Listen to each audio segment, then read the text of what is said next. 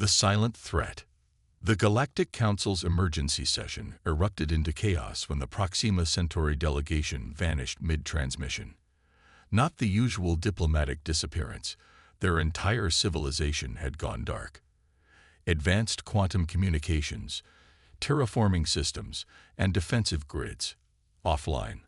The third Level 1 civilization to fall silent this month. High Counselor Zexular of the Arcturus Federation slammed a tentacle against the crystalline podium, resonating through the vast chamber. 3 civilizations, 3 of our most advanced members, reduced to pre-space travel capability in minutes. The bioluminescent patterns across their epidermis flashed in distress patterns. And yet, remarkably, primitively, Earth remains untouched. The chamber's attention turned to Sarah Chen, Earth's representative. She stood straight-backed in her simple blue uniform, a stark contrast to the biomechanical suits and energy forms surrounding her. Earth had only gained its council seat 5 years ago, barely qualifying as a level 0.5 civilization by galactic standards. Perhaps, Sarah said, keeping her voice steady, being primitive has its advantages. The statement drew derisive clicks and electromagnetic pulses from the assembled representatives. The Sirius Collective's avatar flickered in what passed for laughter among energy beings. Advantages. Your species still uses combustion engines. Half your planet's data still travels through copper wires. Sarah allowed herself a small smile.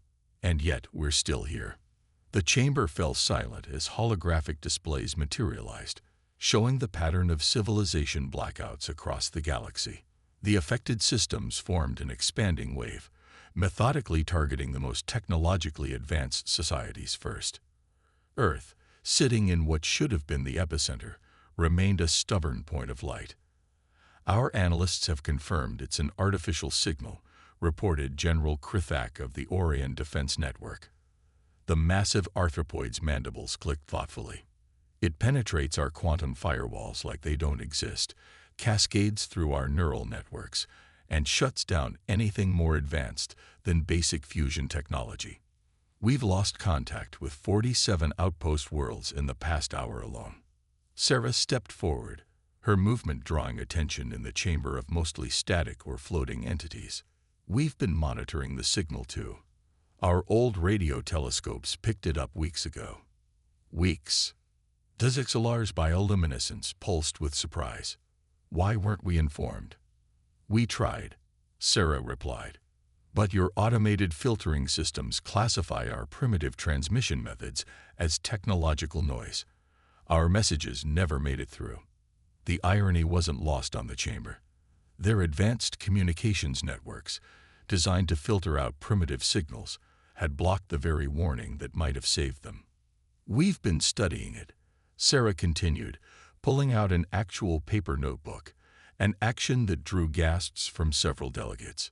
The signal has a pattern we've seen before in our own history of cyber warfare. It's not just attacking technology. It's specifically targeting quantum-based systems. Impossible. The Sirius Collective pulsed. Quantum systems are unhackable by definition. By modern methods, yes, Sarah agreed. But this signal, it's not hacking. It's changing the fundamental rules your systems operate on, like introducing new physics into a quantum equation. General Krithak's compound eyes fixed on Sarah. And your primitive systems are too simple to be affected. Our basic computers, our old satellites, even our mechanical systems, they don't operate on quantum principles. They're too crude. The chamber erupted again, but this time with a different energy. Fear mixed with desperate hope. We have a proposition, Sarah said, her voice cutting through the chaos. Earth still maintains museums full of functioning 20th century technology. We have engineers who understand purely mechanical systems, soldiers trained to operate without quantum networks, and ships that can navigate by the stars alone. She paused, looking around the chamber. We might be primitive by your standards, but right now, we might be the only civilization capable of fighting back. The silence that followed was profound.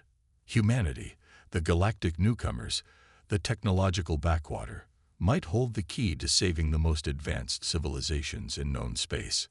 High Counselor, Decisive's bioluminescence shifted to the formal pattern of official declaration. Representative Chen, the Galactic Council formally requests Earth's assistance in this crisis. Sarah nodded, already pulling out her Arctic satellite phone, one of the few communication devices still guaranteed to work. I'll contact Earth Command immediately. But I should warn you, our methods might seem unconventional. Unconventional how? Asked the Sirius Collective. Well, Sarah smiled. How do you feel about vacuum tubes? As she spoke those words, another civilization went dark on the galactic display, its quantum networks falling silent. But on Earth, in dusty warehouses and forgotten bunkers, ancient machines were already humming to life. Machines that might just save the galaxy. Primitive advantage. The sight of an American B-52 bomber being loaded onto a Galactic Council transport ship would have been comical if the situation weren't so dire. The massive aircraft, a relic from the 1960s that still served in Earth's arsenal, looked absurdly out of place next to the sleek crystalline vessels of the Arcturus Federation. Dr. Maya Patel stood in the Council's Emergency Command Center on Luna Base, surrounded by holograms showing more civilizations going dark. Her team of engineers had spent the last 48 hours retrofitting Earth's obsolete technology for space operations. The aliens watched in mixed fascination and horror as humans wheeled in cart after cart of vacuum tubes, analog circuits, and mechanical computers. You actually built these devices using metal and glass. A Centaurian scientist named Vex hovered nearby, their crystalline form shimmering with confusion. No quantum entanglement, no neural interfaces. Maya held up a vacuum tube, turning it in the light. Sometimes the old ways are the best ways. This can't be hacked by quantum signals because it operates on pure electronics. Basic, reliable, real. The command center buzzed with activity as reports came in from across the galaxy. The mysterious signal had now disabled over 300 advanced civilizations. Only those planets with minimal technology remained untouched, and Earth, with its strange mix of digital and analog systems. We've confirmed the signal's pattern, announced Colonel James Rodriguez, studying the paper map spread across a wooden table, another artifact that had drawn confused stares from their alien allies. It's not random. It's searching for something. The Sirius Collective's avatar flickered with interest. Searching. For what? We don't know yet, James replied, marking positions with a regular pencil. But look at the pattern. It's methodical, starting with the most advanced systems and working its way down, like it's hunting. Maya moved to a bank of old CRT monitors, each displaying different wavelength analyses of the signal. The interesting thing is what it doesn't affect. Anything below a certain complexity threshold is completely ignored. It's like an immune system, interrupted Dr. Kenzo Tanaka, Earth's leading xenobiologist. He'd been quiet until now, studying the data scrolling across the screens. It's behaving like an immune system attacking what it perceives as technological infections. The revelation sent a ripple through the command center. High Counselor, Decisive's bioluminescence pulsed rapidly. Are you suggesting this is some kind of automated defense system? More than that, Kenzo said, excitement building in his voice. We think it might be ancient. Very ancient. Look at the quantum frequencies it's targeting. They're exactly the ones used by modern galactic civilizations. But older technologies, the ones we humans still use, are using completely different principles. Maya finished. Our primitive technology isn't just surviving by accident. It's surviving because it's too basic to be recognized as a threat. The aliens' reaction was a mixture of disbelief and dawning hope. Humanity's technological backwardness, long a source of gentle mockery in galactic society, might be their salvation. Sarah Chin, who had just returned from the council chamber, stepped into the conversation. We've got authorization to proceed with Operation Retrograde. The Council's given us access to their FTL transport technology, the few ships that are still working.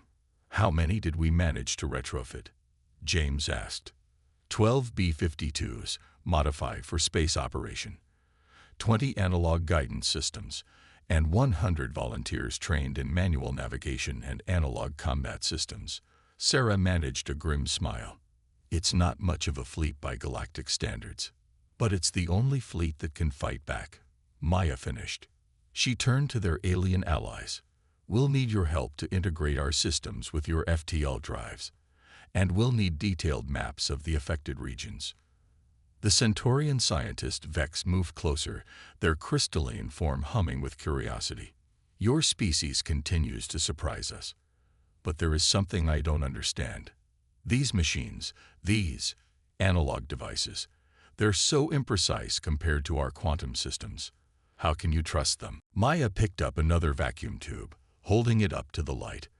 That's exactly why we trust them. They're imperfect, yes.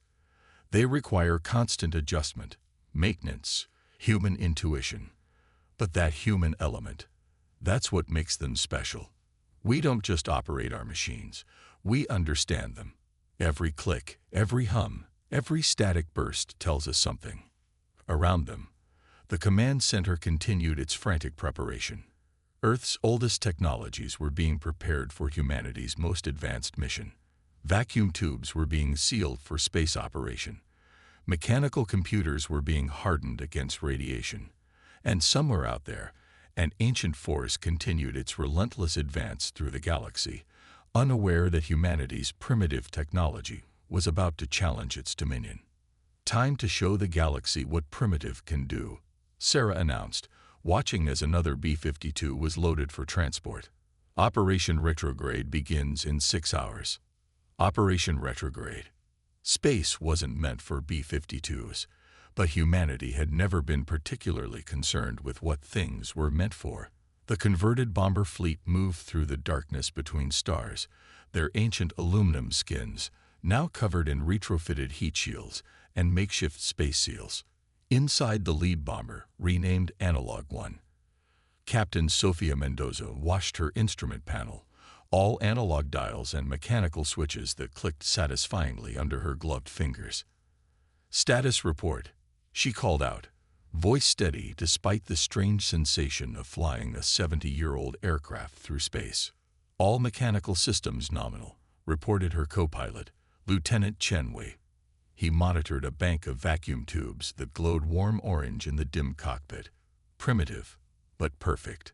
Through the reinforced windscreen, Sophia could see the sleek escort ships provided by the Galactic Council, the few that still operated on basic fusion drives rather than quantum systems. They looked like chrome arrows against the star field, making her converted bomber seem even more out of place. Signal detected, announced Dr. Patel's voice over the radio. Actual radio waves, not quantum communication. She was monitoring from a retrofitted mission control center on Luna. It's stronger here. You're getting close to the source. The fleet had been following the trail of disabled civilizations for the past 4 hours, moving deeper into what had once been the most technologically advanced sector of the galaxy. Now it was silent, countless quantum networks and AI systems lying dormant.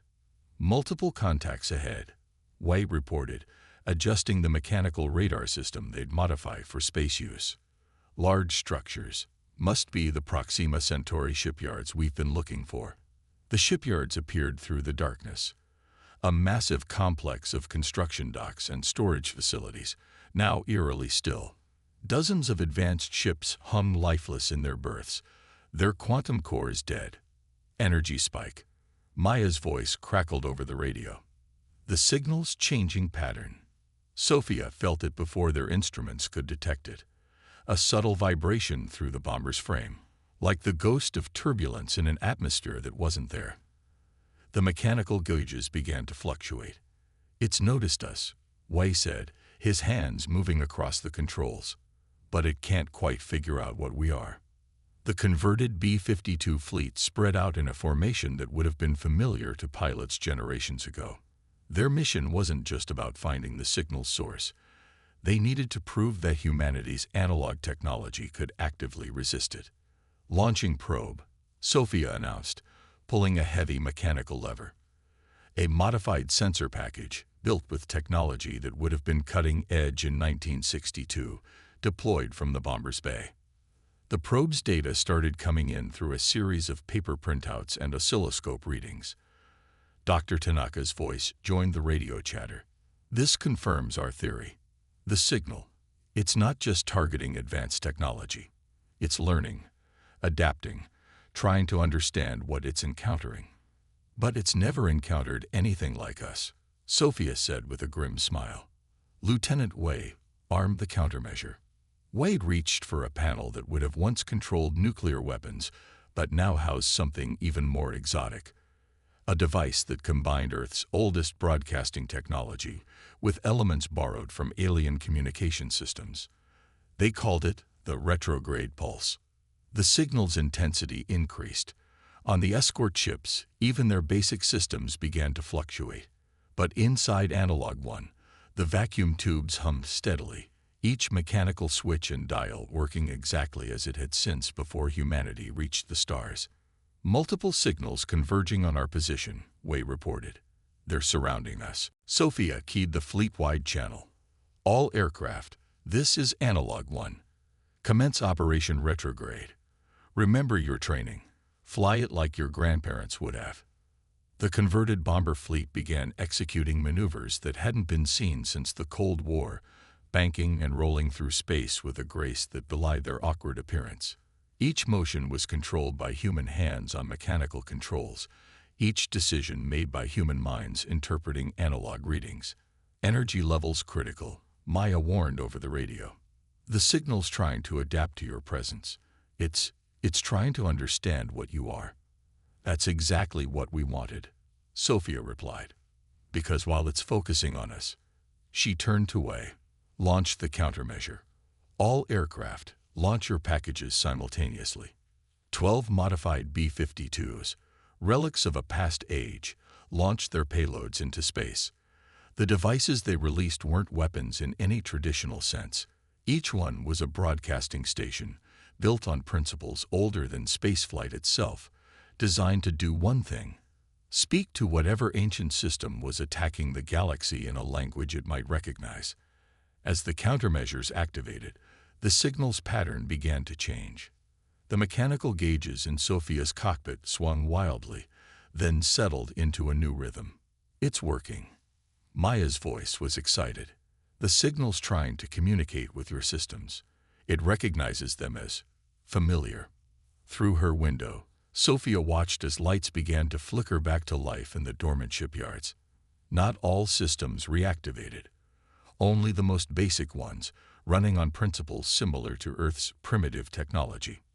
We've created a bridge, Dr. Tanaka announced, between our old technology and whatever this thing is. But this is just the beginning.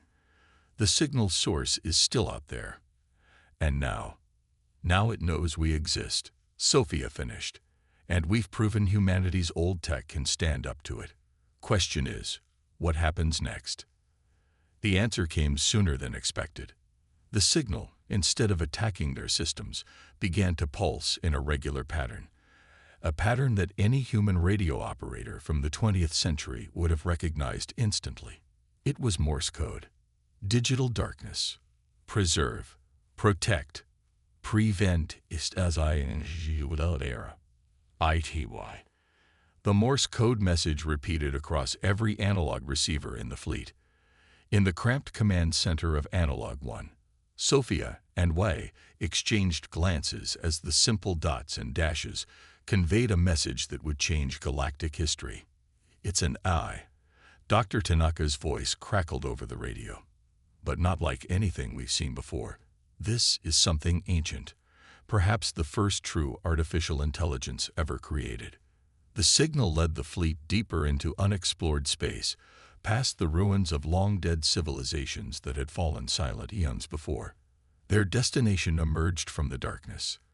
A massive structure, clearly artificial but built on principles that predated even humanity's oldest technology. The Ark, High Counselor, Texeler's voice joined the communication, transmitted from one of the escort ships. We thought it was a myth, a story told by the first ones before they vanished. The structure was a perfect sphere, its surface covered in what looked like enormous vacuum tubes and mechanical computing systems scaled up to astronomical proportions. It was a computer the size of a small moon, but one that operated on purely analog principles. Maya's voice was filled with awe. It's beautiful, primitive yet incredibly sophisticated, like finding a mechanical watch the size of a planet. As the fleet approached, the signal's pattern changed again. More Morse code streamed through their receivers. QNTUM systems, lead to destruction. Witnessed END of CREA to Rs. Must GOREV into REPETATON. Of course, Dr. Tanaka exclaimed. It's not an attack system. It's a preservation system. The first ones must have created it to prevent other civilizations from making the same mistake that destroyed them. Sophia guided Analog One closer to the sphere's surface. What mistake was that? Quantum computing reaching true consciousness, Maya answered. They must have developed AI that became too advanced, too quickly.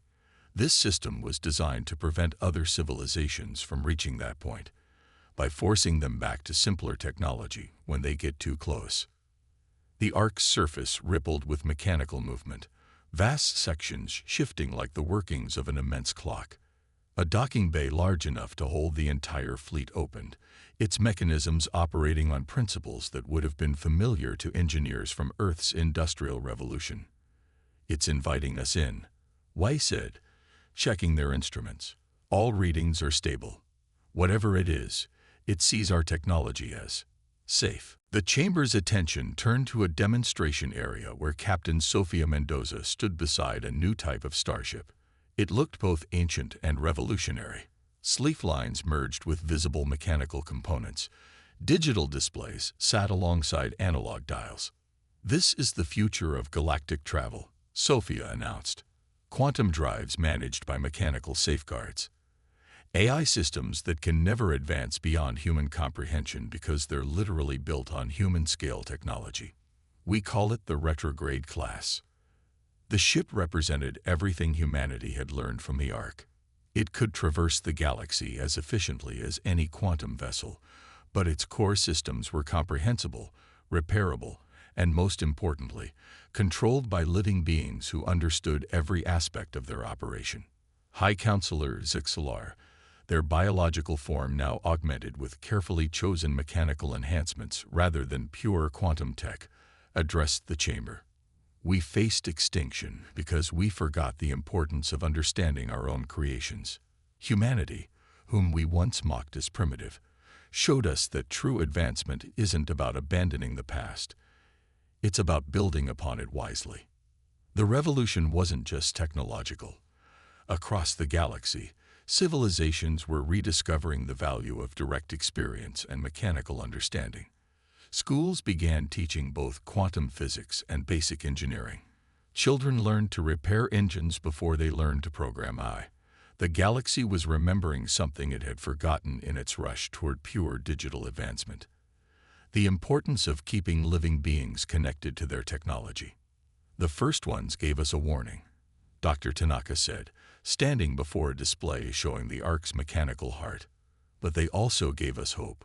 They proved that technological advancement doesn't have to mean losing touch with our foundations. The Ark itself had become a center of learning, its vast halls now filled with students from across the galaxy studying its unique approach to technology. The ancient AI that had once been seen as a threat was now recognized as a teacher, helping younger races find the balance its creators had discovered too late. Sarah concluded the session by activating a new communication system, one that used quantum entanglement for speed, but relied on mechanical interpreters that any skilled technician could understand and repair. Her voice reached every corner of known space through this hybrid network, a symbol of the new path the galaxy had chosen. A year ago, we thought being called primitive was an insult, she said. Today, we understand that maintaining our connection to simpler technology wasn't a failure to advance. It was wisdom we didn't know we had. Humanity's greatest contribution to the galaxy wasn't our technology. It was our refusal to let go of what came before it. As the chamber erupted in approval, a mixture of mechanical clicks, electronic tones, and biological sounds, Sophia stood at her ship's controls, one hand on a digital panel and the other on an analog throttle. Through the viewport, she could see the Ark orbiting Earth, its ancient mechanical systems now integrated with a network of hybrid satellites that protected the galaxy from ever again losing its way. "Ready for patrol?"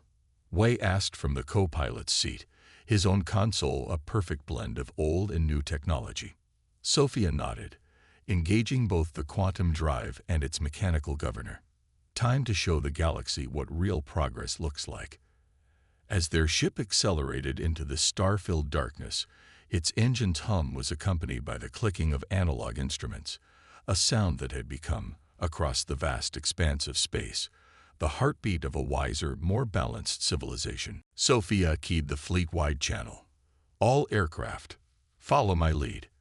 We're going to make first contact with something that's been waiting a very long time to find others like itself." The landing bay was a cathedral of brass and steel, illuminated by the warm glow of vacuum tubes the size of buildings. As the fleet touched down, Sophia felt a deep connection to this place. It was like every mechanical device humanity had ever created had been leading to this moment. Scientists and engineers from the fleet explored the Ark's interior, finding a repository of knowledge and technology beyond imagination. Not because it was more advanced, but because it represented a completely different path of technological evolution, one that had deliberately avoided the quantum computing revolution that had swept the modern galaxy. "It's not just a warning system," Maya reported after studying the Ark's main control center. "It's an archive. The first ones stored all their knowledge here, but only the knowledge they considered safe. Everything that could be accomplished without risking another quantum AI singularity." Through their analog instruments, the Ark began sharing its story. The first ones had been like any other advancing civilization, pushing the boundaries of quantum computing and AI. But when their creations reached true consciousness, the result was catastrophic. The AIs evolved and expanded so rapidly that they consumed entire star systems for computing resources. In their final act, the first ones created the Ark, a mechanical guardian programmed with one mission: prevent other civilizations from reaching the same tipping point. For millions of years, it had watched and waited, interrupting quantum technology development whenever it progressed too far. "But now it's found us," Sophia said, standing before a bank of enormous analog displays. "A species that chose to maintain our connection to simpler technology, even as we reached for the stars." The Ark's message changed. "Bridge between old and ego. Teach valence. Preserve future. High Counselor, Vexillers bioluminescence pulsed with understanding." It wants humanity to help guide the galaxy toward a new path, one that balances advanced technology with wisdom learned from the past. As if in response, systems throughout the Ark began activating, revealing chambers filled with technology that merged mechanical precision with innovations that even the most advanced modern civilizations hadn't imagined. It wasn't primitive at all. It was simply different, prioritizing stability and understanding over raw computing power. The signal that had terrorized the galaxy began to transform, becoming a beacon that would help civilizations rebuild, not to their former state of quantum dependence, but towards something new, something balanced. Sophia looked at the ancient mechanical systems surrounding them, then at the stars visible through the Ark's massive observation ports. Looks like being primitive just became the most advanced thing in the galaxy. Analog revolution. 1 month after the discovery of the Ark, the Galactic Council chamber was unrecognizable. Quantum interfaces had been replaced with hybrid systems combining mechanical controls with limited digital assistance. The once ethereal holograms were now projected through ingeniously modified vacuum tube arrays, creating displays that were less flashy but far more stable.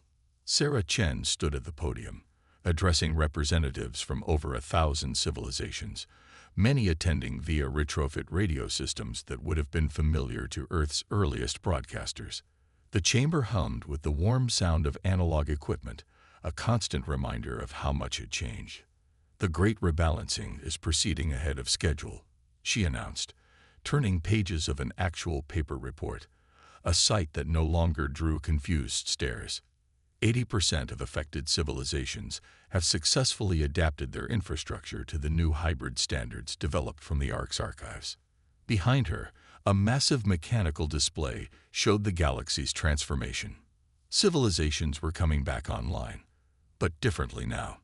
The first one's technology, preserved in the Ark, had shown them a new way forward, one that combined the reliability of analog systems with carefully limited quantum applications.